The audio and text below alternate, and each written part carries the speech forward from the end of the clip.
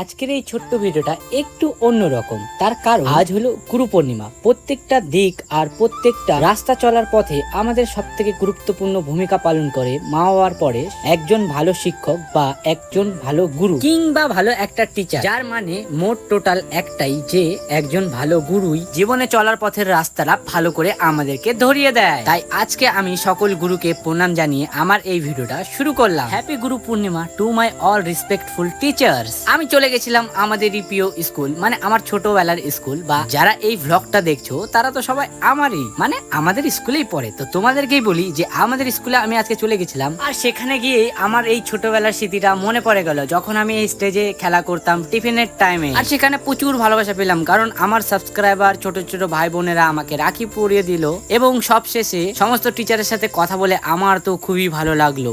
Sorry, তোমাদেরকে সেই ফুটেজটুকু দেখাতে পারলাম না, কারণ স্যারদের সামনে ভিডিও করাটা একটু কঠিন, কারণ আমি তাদের কাছে এখনো ছোট। যদি তোমাদের এই ভিডিওটা ভালো লাগে তো অবশ্যই ফলো করে আর সাবস্ক্রাইব করে পাশে থেকো। বাই।